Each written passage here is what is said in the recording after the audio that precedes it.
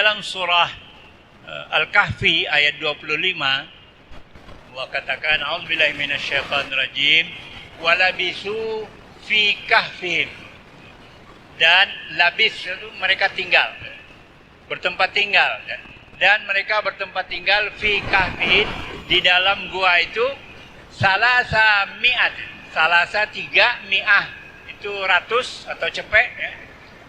Sinin asal katanya dari sanah, bentuk jamaknya sinin, jadi salasa mi'atin sinin itu artinya 300 tahun. Wazdadu, dan ditambah tis'a 9 tahun. Jadi Ashabul Kahfi tinggal di dalam gua itu selama 300 tahun dan ditambah 9 tahun. Tapi pengertiannya menurut para ulama ahli tafsir bukan seperti mereka tinggal di sana 300 tahun terus keluar semua lalu balik lagi nginep lagi 9 tahun. Bukan seperti itu ya. Menurut para ulama pengertiannya adalah jika dihitung lamanya mereka tinggal di dalam gua itu dengan secara sistem Syamsiah ya, sistem kalender yang dipakai oleh kalender Masehi atau kalender Gregorian, maka lamanya mereka tinggal adalah 300 tahun. Tetapi jika dihitung berdasarkan kalender yang sistemnya Komariah ya, sistem yang dipakai oleh kalender Hijriah, kalender Islam, maka mereka tinggal dalam gua itu lamanya adalah 309 tahun ya, 309. Nah, kalau kita perhatikan setiap bulan di dalam kalender Hijriah itu hanya 29 hari atau 30 hari. Tapi di kalender Masehi itu 30 hari dan 31. Maka selisihnya setiap tahun itu adalah 11 hari. Kalau kita kali-kalikan dengan 300 maka menjadi 9 tahun jumlahnya semuanya. Jemaah insyaallah kita mendapatkan ampunan dan pertolongan dari Allah Subhanahu wa taala. Inilah kalender Hijriah itu hari nama-nama harinya dimulai dengan Ahad, Isnin, Salasa, Arba'ah, Khamsah, ya, Jumat, Sabta. 7 hari, tapi nama-nama hari itu hanya berdasarkan angka saja. Ahad 1, Isnin 2, Salasa 3. Jadi hari Selasa hari ketiga, Arba'ah hari Rabu ini hari keempat, ya. Namun kalau kita lihat kalender Masehi, mereka menamakannya Sunday, Monday. Sunday itu hari menyembah matahari, Monday hari menyembah bulan, dan seterusnya. Jadi nama-nama hari mereka berhubungan dengan peribadatan mereka. Nah, dalam Islam tidak begitu. Nah, kemudian nama-nama bulan. Di dalam Islam nama-nama bulan itu Muharram, Safar, Jumadil Awal, Jumadil Akhir, Rabiul Awal, Rabiul Akhir, ya. Rajab, Sya'ban, Ramadan, ya, Syawal, Zulqa'dah, Zulhijjah. Tidak ada satupun nama-nama bulan itu yang berhubungan dengan penyembahan. Hanya nama bulan saja. Namun kalau kita lihat kalender Masehi, nama bulannya Januari itu nama dewa, dewa Janus. Februari pun nama dewa, dewa Februo, ya, Dewi Februo. Maret Itmar, nama dewa Mart. 4 April nama dewa juga, Dewi April. Mei, dewa kesuburan, dewa Maya, dewa Mei. Ya. Juni, dewa Juno, dewa perang. Jadi mulai dari Januari sampai Juni itu nama dewa semua. Nama berhala Yunani. Dan konyolnya lagi, orang Indonesia menamakan anaknya dengan nama-nama berhala situ. Karena apa? Karena nggak tahu. Karena nggak dipelajari. Dikasihlah nama anak, nama dari 6 bulan yang nama-nama berhala itu. Tapi itu sudah terlanjur, bahkan sudah jadi nenek-nenek, ya sudahlah, biarlah kalau sudah terlanjur. Ya. Apa boleh buat. Tapi ke depan jangan dipakai lagi tuh. Mulai nama Januari sampai Juni itu semua adalah nama berhala Yunani, nama dewa-dewa. Kemudian pada tahun 45 sebelum Masehi, pada waktu itu Julius Caesar mengadakan sidang. Tadinya kalender Yunani kuno itu dimulai dengan bulan Maret. Maka ada 10 bulan dalam setahun. Di dalam Al-Quran surah At-Taubah ayat 36 dikatakan bahwa Allah lah yang menentukan ketika menciptakan langit dan bumi bahwa 1 tahun itu 12 bulan itu Allah yang kasih tentukan. Maka dalam sidang di Julius Caesar dengan para ahlinya itu diputuskan bahwa 1 tahun menjadi 12 bulan. Ditambahkanlah 2 bulan, yaitu Januari dan Februari. Maka kalau kita perhatikan, bulan Julius Caesar juga mengganti bulan ke-6, dia mengganti bulan Juli, ya. Tadinya itu namanya bulan Sextilis, diganti dengan namanya bulan Juli. Setelah Julius Caesar wafat digantikan oleh Kaisar Augusta, nggak mau kalah juga. Dia ganti juga bulan Agustus. Itu dua nama bulan ini nama manusia, ya.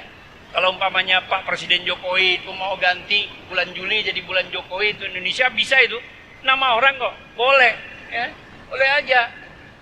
Nah, ini pelajaran bagi kita bahwa ketika diletakkan bulan September, itu Septem itu Sabta, itu artinya 7.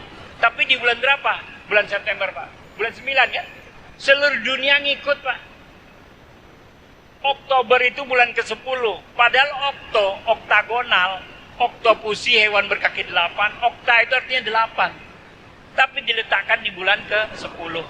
November juga, November itu 9 artinya. Diletakkan di bulan ke-11.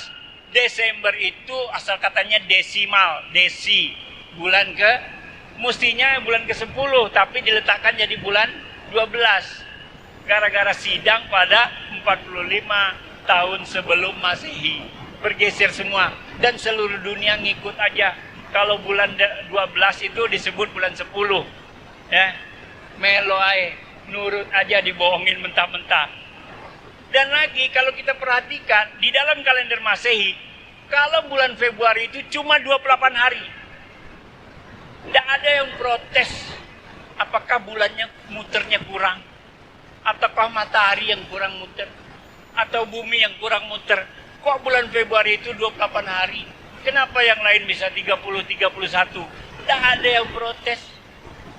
Apa salah itu? Bisa nggak bulan itu kurang muternya? Kalau kurang muternya pasti nabrak itu. Lambat sedikit aja tabrakannya tuh. Apalagi dia berhenti, berkurang. Masya Allah. Kiranya ini tidak ada hubungannya dengan putaran bulan.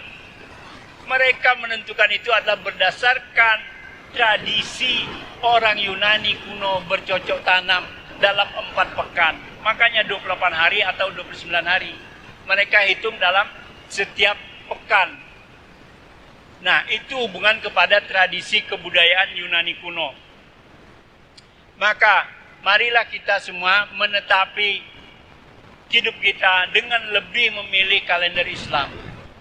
Hebatnya, kalau kalender Islam, pergantian hari itu terjadi pada waktu maghrib ketika matahari tenggelam. Nah, mataharinya tenggelam, ganti hari. Itulah dalam kalender Islam. Mudah. Kalau yang di pinggir laut, angkatan laut paling sering pasti ngelihat matahari tenggelam. Itu begitu tenggelam semua, tidak ada lagi nampak bulatnya matahari itu berganti hari. Itu ganti hari. Masih ada cahaya terangnya, itulah waktu maghrib. Kalau habis cahaya terangnya, maka masuk waktu Isya. Nah, kalau di dalam kalender Masehi, pergantian hari, pergantian tanggal itu pada jam 00. Yang nggak punya jam, kasihan lah. Atau punya jam baterainya lagi suak. Nggak tahu itu kapan ganti hari. Ya. Maka bapak-bapak dan ibu-ibu jamaah, mari kita giatkan. Sekarang Muhammadiyah sedang menginisiasi untuk adanya KHGT, kalender Hijriah global tunggal seluruh dunia. Akan dibuat kesepakatan untuk seluruh dunia supaya nanti jangan beda lagi. Idul Adha di kita di sini, di Saudi lain. Puasa pertama di Indonesia beda, di sana beda, berbeda-beda. Idul Fitrinya pun kita, ini adalah cara-cara mereka memecah belah umat Islam. Kenapa? Kalender mereka bisa satu kok. Kenapa kalender Islam tidak bisa satu? Maka mari kita bersemangat untuk semakin membiasakan diri kita di rumah untuk mempelajari kalender Islam. Karena kalender Islam inilah berpengaruh kepada ibadah kita. Ibadah kita yang ditentukan bulan Ramadan, 1 Ramadan kapan sebenarnya? 1 Syawal kapan? Karena ketika 1 Syawal haram berpuasa. Ketika 10 Zulhijjah haram berpuasa. Ada hal-hal yang mesti kita perhatikan terhadap tanggalan-tanggalan ini. Nah, jemaah yang insya Allah kita mendapatkan ampunan dan pertolongan dari Allah Subhanahu wa taala, mari kita giatkan diri kita untuk selalu senantiasa belajar, mempelajari apa-apa yang penting, dan juga perubahan daripada alam ini, benda-benda langit, insya Allah dengan demikian kita akan mendapat banyak manfaat. Lebih dan kurang saya mohon maaf. Nasrul minallah, fatkun qarib. Assalamualaikum warahmatullahi wabarakatuh.